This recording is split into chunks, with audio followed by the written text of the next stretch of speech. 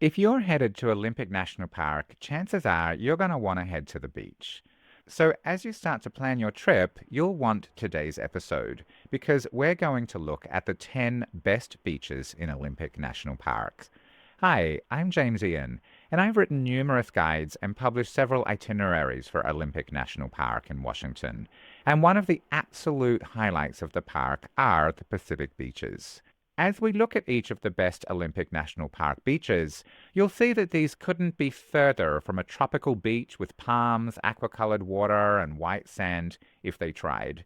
You don't come here to sunbathe, to cool off, or go snorkeling, but that doesn't make them absolutely awesome. If you're watching this on YouTube, like and subscribe right now. If you're watching or listening somewhere else, please follow my podcast to get the episodes as they come out. The beaches in Olympic National Park are strewn with enormous oversized driftwood. Many have craggy sea stacks offshore, and many are great for tide pooling. They aren't without their challenges, though. You have to hike through a forest to reach many of them. This often involves some stairs or uneven surfaces, and they disappear completely underwater at high tide, so you have to time your visits very carefully. But believe me, they are worth the effort. Be sure to stay to the end where I'll be sharing my favorite beach. But let's take a look right now. Welcome to National Parks Collecting with James Ian. He's a national park expert. He's here to help you have the best national parks trips ever. Get tips, discover hidden gems, and learn all you need to know. This is your path to collecting national parks experiences, memories, and maybe even a stamp or two. So, what are the best beaches in Olympic National Park? Remember to stay to the end where I'll be sharing my favorite beach and what I love so much about it. I'll start with a caveat. I'm being a little loose here in a definition of Olympic National Park because all of these beaches are on the Olympic Peninsula, but in addition to the national park, a couple of them are actually just outside the national park itself in the Kalaloch, I may be mispronouncing that name, Kalaloch Indian Reservation and the Dungeness National Wildlife Refuge. The first beach on my list is First Beach. I'm not being funny, that's its actual name. It's also called La Push Beach because it's the first beach of the three near the town of La Push. There are several beaches in the La Push area, not very imaginatively named First Beach, Second Beach, and Third Beach. Despite its unimaginative name, it's a picture-perfect introduction to the Olympic National Park beaches. Washington is famous for the dramatic shorelines, and it doesn't get much better than this. It's also close to town, so unlike many of the beaches on Olympic Peninsula, you don't need to hike to get there. In fact, you can even stay right on the beach at the Kalaloch Oceanside Resort. The beach is rocky, but it has a white sandy stretch and has enormous sun-bleached tree-sized driftwood logs scattered along the length. There are several sea stacks offshore, as well as further out to sea. The scenery is so evocative that it was actually the setting for the popular Twilight series about teenage vampires, back a few years ago now. First Beach is technically not inside a national park. It is part of the Kalaloch Indian Reservation. There is parking outside the Oceanside Resort, even for non-guests, for a small fee. What's the second beach on my list of best Olympic beaches? You guessed it, it's Second Beach. Second Beach offers some of the greatest seascapes in the area. With towering sea stacks offshore, it's the perfect blend of rugged coastline and sweeping sandy beach. It's incredibly beautiful. Second Beach is a popular space to camp overnight, and I highly recommend it if you have the time. However, it also makes, of course, an excellent day trip. Whether you decide to visit just for the day or whether you decide to stay overnight, it's worth planning to be here at the sunset, if the low tide allows, of course, because the beach transforms into this beautiful picture postcard perfect scene. Just remember that if you do that, then bring a flashlight because you'll be leaving the park after dark, and there is a 0.7-mile hike to get there through the forest. What's another great beach in Olympic National Park? Yep, the third one is Third Beach. Third Beach is the furthest of the La Push and Kalaloch beaches from the parking lot. Some of the more northern beaches, like Shi Shi, have even longer hikes, but of the southern La Push and Kalaloch beaches, The 1.4-mile hike each way to the beach is the longest. So you do need to be prepared for a bit of a hike. It's not a bad thing if you have the mobility. It's a really lovely walk through coastal forest, but it does deter some people. The parking lot at Third Beach is small with just 20 spaces. And when you get to the beach, the trail spits you out at a small creek and a large pile of driftwood. You'll need to climb over this mass of tree trunk sized driftwood. Look for signs of a trail. Along the tops of the logs, you can see where people have walked and worn it down a little bit, and it's sometimes covered in sand where people have walked. This gives you the most direct way over the wood to the beach. But be careful when climbing over the logs, as they can shift as you climb on them. After the driftwood, you'll arrive on this beautiful sandy beach. Third Beach is about a mile long, and you arrive in the middle of it. To the right is the, maybe mispronouncing this too, the Teawit Head, and beyond that is Second Beach, and to the left is Taylor Point, and beyond the Scout Creek and South Coast Trail. These points sort of frame the cove. Straight ahead at low tide are some rocks and tide pools. I don't think they're the best tide pools in my experience because they're usually covered in long kelp and seaweed and kind of slippery, but still fun to explore. The highlight of Third Beach is not so much the rock pooling, but at the southern end, there's a coastal waterfall. And off in the distance, there's a series of sea stacks and small islands called the Giant's Graveyard that's really pretty. But the waterfall, this is the Strawberry Bays Fall, and it's a lovely horsetail cascade that drops down the cliffside for about 100 feet onto the rocks and into the ocean below. So it's kind of cool. The falls are usually their fullest in the rainy season, which is November through May, but even at the end of summer, there's usually some kind of falls there. A tip for the beach, and many of the beaches actually, when you get to the beach from the trail, before you move, look back. Look for, and you'll notice, a small circular sign with alternating black and red quarters up high in a tree. This is a marker that indicates the trailhead back to the parking lot. If you don't take notice of this, it can be really difficult to identify where the trail is, and it's kind of confusing when you're ready to go back if you haven't noticed where this trailhead marker is. So look for that when you first get to the beach so that you know where it is and what it looks like. What's another beautiful beach in Olympic National Park? A wonderful beach, and one of the most famous beaches in Olympic National Park, is Ruby Beach. Ruby Beach is a jewel of Olympic National Park. Pun intended. Ruby Beach is called Ruby Beach because these sort of red-colored crystals that you can find in the beach sand, so it kind of sparkles a little red. You kind of have to look for it, but anyway. It's one of the most popular to visit along the coast. There are a lot of sun-bleached driftwood, there's sea stacks, there's natural arches, there's tree-lined cliffs. It's got it all. It's breathtaking. It has all the beauty and the charm of a stereotypical rugged Pacific Northwest beach. You'll also find wonderful tide pools to explore around the bases of the sea stack. From the parking lot, there is a short hike. It's just about 0.5 miles round trip, so it's not too bad, down to the beach. But like many of the beaches, to enter the beach, you do have to climb over some driftwood.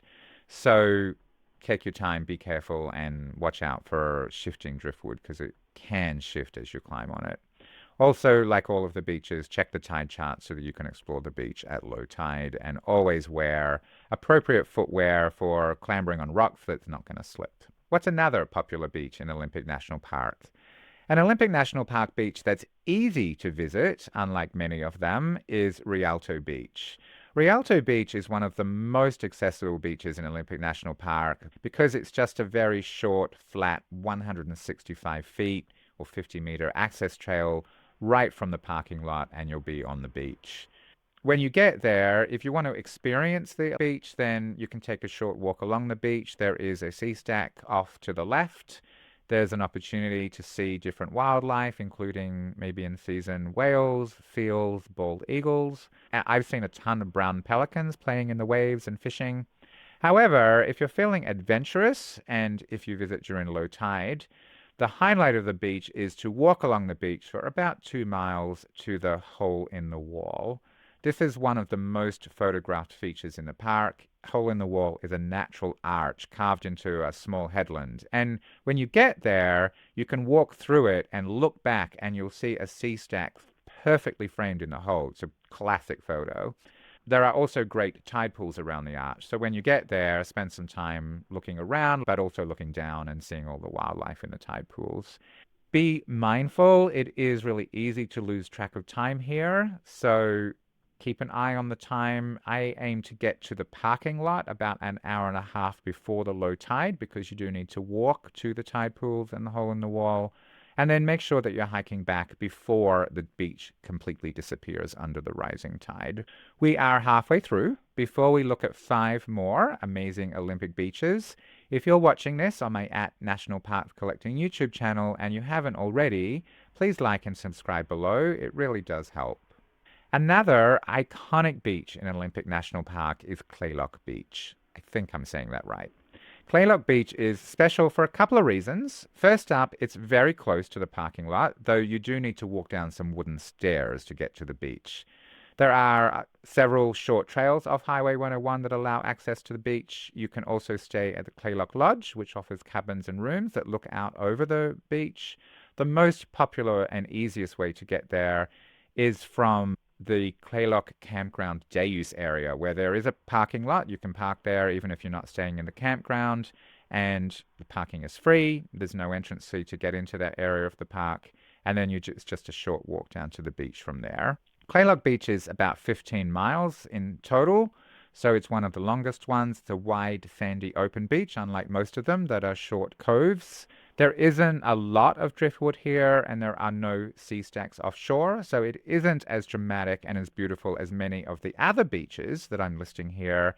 However, it's a great beach to hang out on with kids because it's wide and sandy. Its main claim to fame, though, is that it's home to the famous Tree of Life.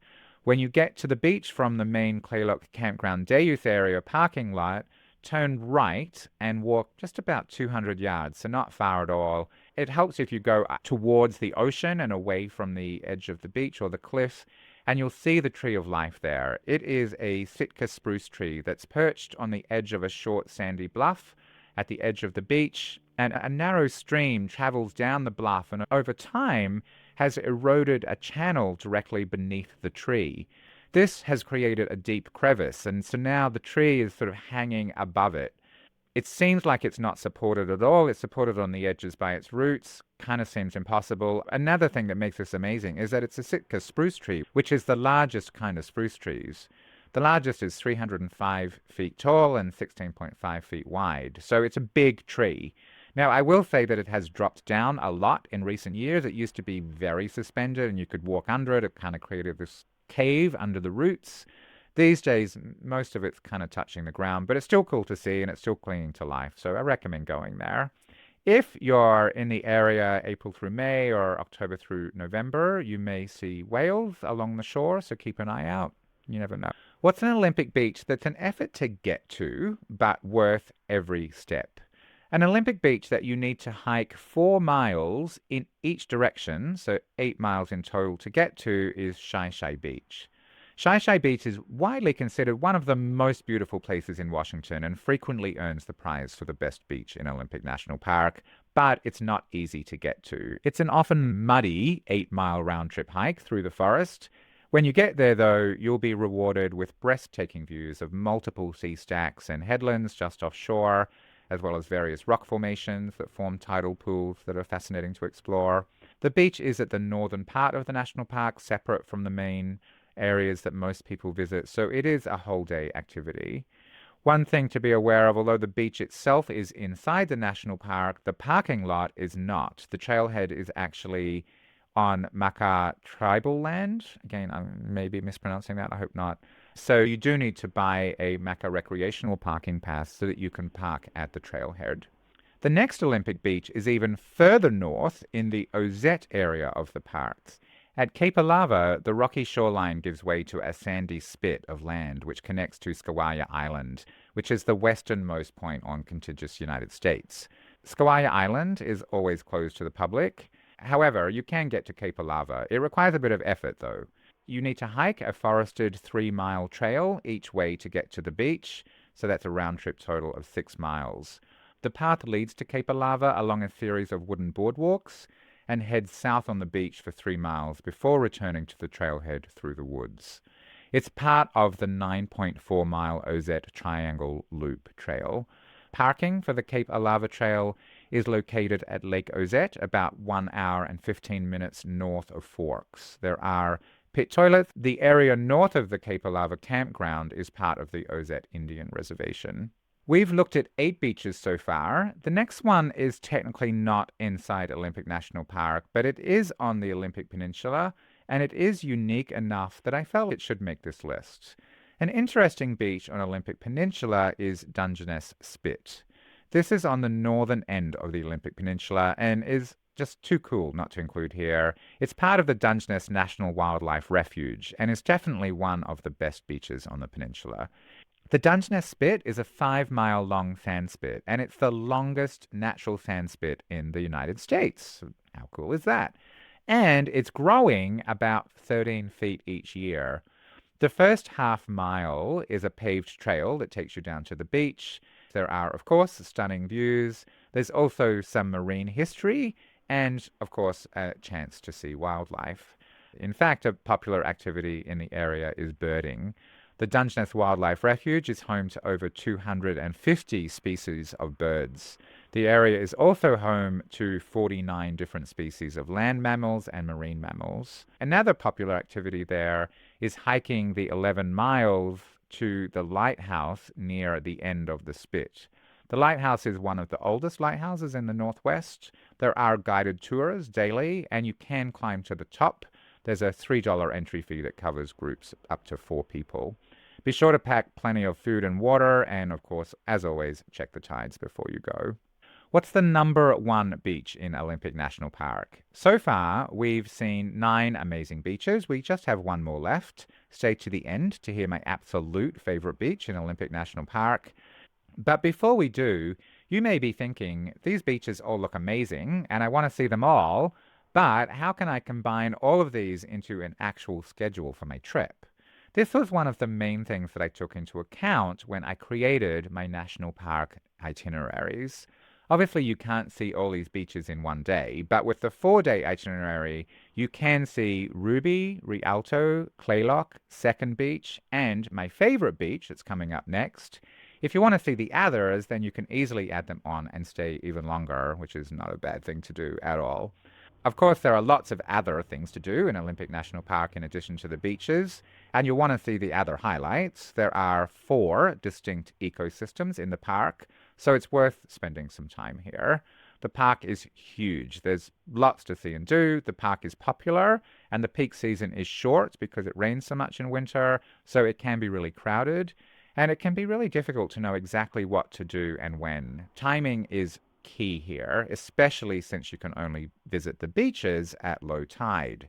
That's exactly why I created my super detailed itinerary for Olympic National Park. There are 1, 2, 3, and 4-day options. And you can find a link to the Olympic itineraries page at the top of the description box below. But we can take a quick moment now to look in a little bit more detail. The itineraries include a park overview, there's a detailed schedule for each day, and then all sorts of detail with hiking descriptions and maps. There's driving descriptions and maps. There are alternate activities in the same part of the park if you're traveling with people who want to do different things at the same time. There's tips, there's timings, and more. With one of these itineraries, you'll know exactly what to do and when, and how to connect them all in a way that makes the most sense to be in the right place at the right time.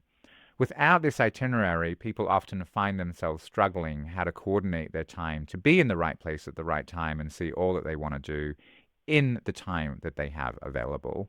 The itineraries will help take away the overwhelm and give you all the information that you need in one spot so that you don't need to worry about missing out on the highlights or stress about how to put everything together into a schedule that makes the most sense. Just follow the links in the show notes below. Now, as promised, what's my number 1 beach in Olympic National Park? My favorite beach in Olympic National Park is Beach 4. Its name may not be very inspiring, but this has the best tide pooling of all the beaches, in my opinion. There's a short trail down from the parking lot to the beach. It's about 0.2 miles each way. It's rated as easy to moderate. The trail itself is pretty short, but it does have some elevation gain. And if you have some mobility difficulties, the final section down a rope over some rocks may seem impossible. When you get to the beach, you arrive at a really lovely short wooden pedestrian bridge that crosses from the hillside to some rocks that stand out at the entrance to the beach. And then it's this next section, the last section, that's the hardest. The rocks are actually not that high, but they are steep. And when you get there, you'll see a rope that's attached that drapes down from the bridge to the beach. You need to grab hold of the rope and use that to support you as you back down the side of the rocks to the beach. It's short, but it can be a little intimidating. I think as long as you have reasonable mobility, then you'll be able to do it. But if you have very limited mobility, this is not going to be the best option for you, unfortunately. When you arrive on the beach, you'll be about halfway along. Looking to the left, there isn't that much to see, to be honest. Beach 4 doesn't have the dramatic sea stacks that many of the Olympic beaches have. The beach itself is black and pebbly, so not wide and sandy. It's edged by the forest, and there's usually some driftwood along the edge of the beach. But the main appeal here is if you look right, you'll see some rocks off in the distance, and that's where you're headed. That's what makes the beach so great. It's a pleasant, very easy 0.2-mile walk along the black sand and pebble beach to the rocks. A story about the driftwood: the trees in the adjacent forest fall into rivers and they float down the ocean, and then they get tossed up onto the beaches in fierce storms that often happen in the Pacific Northwest. Those same waves also wash up into the forest, killing trees at the end that then topple down directly onto the beach. So there's two ways that the trees get there onto the beach. And then wind and waves strip the trees bare, and you end up with these sort of stark, sun-bleached, tree-sized logs that you'll see on many of the Olympic beaches. Up ahead, you'll see some rocks blocking off most of the beach. These rocks are your destination because this is where the rock pools are located. The Beach 4 tide pools are, in my experience, the best tide pools in Olympic National Park.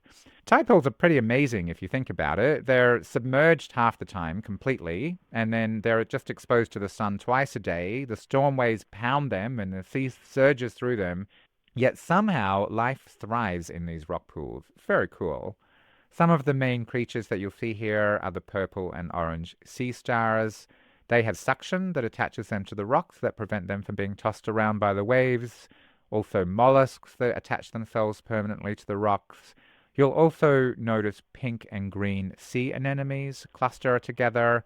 The clustering helps reduce evaporation, crowds out competing organisms, and amasses more tentacles to catch and sting and hold prey. How cool is that? You'll notice too that many of the animals are low and rounded to withstand the pounding surf. The best pools are found at low tide to the north of the large rocks on the north edge of the beach. Be sure to wear waterproof shoes with good traction because you will be doing some scrambling around on the wet rocks and it can be kind of slippery, so be careful when you do that. If you want help planning your trip, check the links in the description box below. There's a bunch of planning and booking resources that you can use to plan and book your trip. And keep watching my videos to get even more help so that you can have the best national parks vacation ever. And if you want to get notified about the next episode, subscribe and click below.